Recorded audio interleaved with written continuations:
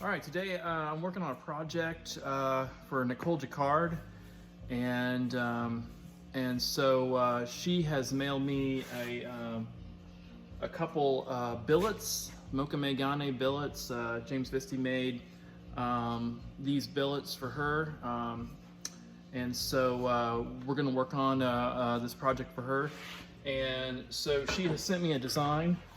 You can see that design here in Rhino. So it's a geranium design here. I'll see if I can zoom in so you can see that. So it's this geranium design, and then basically I'm taking and programming a milling operation so that I can mill this. And so I've taken and set this up with a 0.25 two flute end mill, and we're going to take a depth of cut of 0.05. And then we can basically simulate this to see what this toolpath is going to look like, and then kind of see what the end mill is going to do. And then once we have that, we're able to output G code, and so the G code winds up looking something like this. It's a simple text file, .nc file. So these are the coordinates for the milling operation for this particular project. And so what I did previous to this, I wrote this a couple different ways. I wrote it so that we might use a little bit smaller end mill, ball end mill.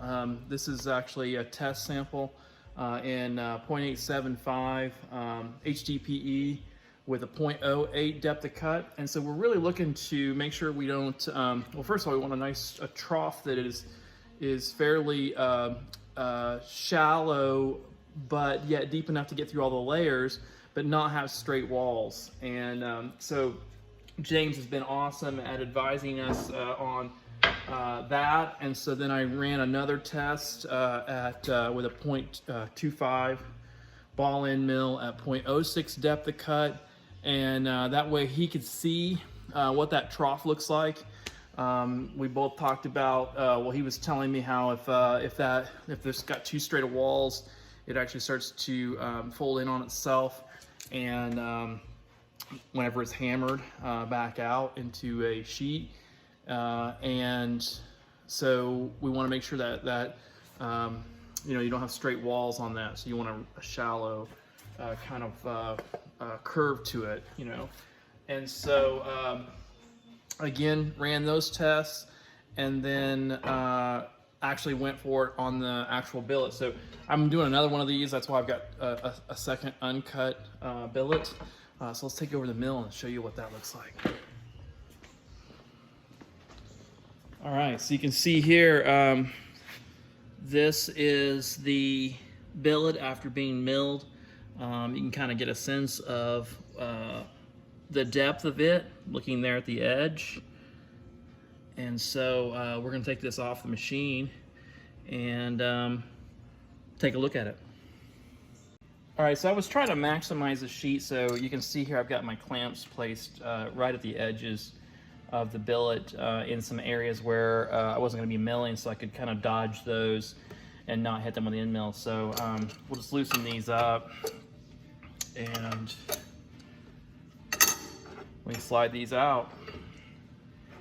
And that billet, I'll just kind of knock off some of that excess swarf that's on there. Grab a paper towel.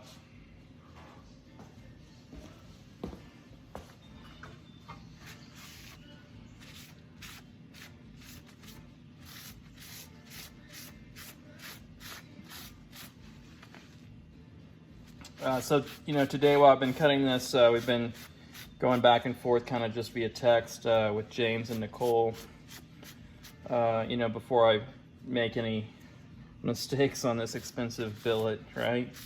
So probably one of the most expensive things I've cut on the mill, probably. Let me grab one more paper towel.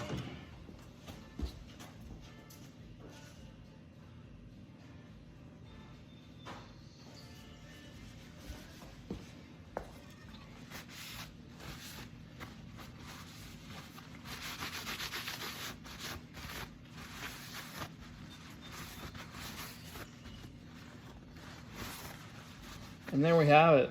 You know, I'll wash this up, get all of my cutting fluid off of there, and then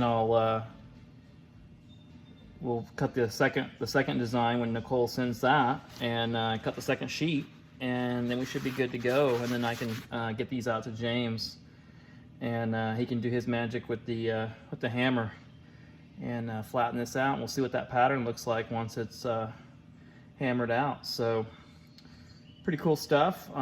Neat experiment to be able to work on with Nicole and James. So thanks for letting me assist with the CNC. And you know, I'll cut on the Tormach here. So you know, there's the Tormach. Good stuff, right? All right, there it is. Hope you enjoyed that.